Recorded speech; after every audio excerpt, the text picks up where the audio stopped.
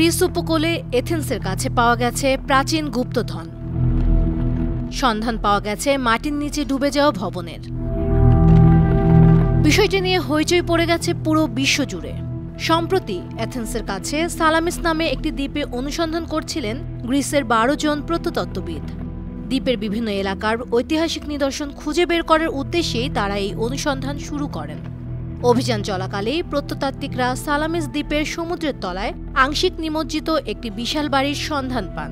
সেই ভবনে তল্লাশি করে দীর্ঘ সন্ধান পাওয়া যায় গুপ্তধনেরও। ধারণা করা হচ্ছে খুঁজে পাওয়া ভবনটিতে একসময় অনেক মানুষ বসবাস করত। প্রাথমিকভাবে প্রত্নতাত্ত্বিকেরা সালামিস শহরের চারপাশে সমুদ্রের নিচে একটি প্রাচীরের ভগ্নাংশ খুঁজে পান। তারা মনে করছিলেন গ্রিসের প্রাচীন এই শহরকে শত্রুদের হাত থেকে রক্ষা করতে একসময় এই প্রাচীর নির্মাণ করা হয়েছিল, কিন্তু সময়ের সঙ্গে সঙ্গে সেই প্রাচীর সমুদ্রগর্ভে চলে যায়। কিছু ইতিহাসবিদ মনে করেন প্রাচীরটি কোনো প্রাচীন দুর্গের অংশ ছিল। সেই প্রাচীরের বিষয়ে আরও খোঁজ চালিয়ে বিশাল ভবনটি খুঁজে পান প্রত্নতাত্ত্বিকেরা। প্রাচীন গ্রিসে স্টোয়া নামক ভবনগুলি সমুদ্রের নিচে তৈরি করা হতো। গ্রিসের সংস্কৃতি মন্ত্রণালয় কর্তৃপক্ষ মনে করে দেশের প্রাচীন শহরের বিন্যাস এবং আবাসিক সংগঠন বোঝার জন্য স্টোয়ার গুরুত্ব অপরিসীম।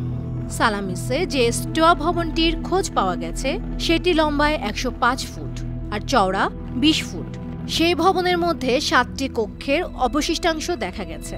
কক্ষগুলোর এক একটির ক্ষেত্রফল ১৫ বর্গফুটেরও বেশি।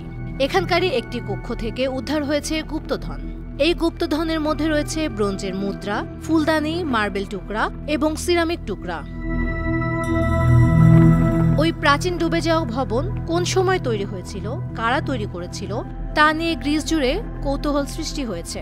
আংশিকভাবে নিমজ্জিত ওই ভবন এবং উদ্ধার হওয়া সেই গুপ্তধন খ্রিস্টপূর্ব ৪র্থ শতাব্দীর বলে মনে করা হচ্ছে। ওই ভবনের পাশাপাশি কোনো শহরও ছিল কিনা তা নিয়েও গবেষণা চলছে। সমুদ্রের পানিতে আংশিক নিমজ্জিত ওই ভবন এবং গুপ্তধনের ছবি প্রকাশ এনেছে গ্রিসের সংস্কৃতি মন্ত্রণালয়। সেই ছবিগুলো ইতোমধ্যেই সামাজিক মাধ্যমে ব্যাপকভাবে ছড়িয়ে পড়েছে।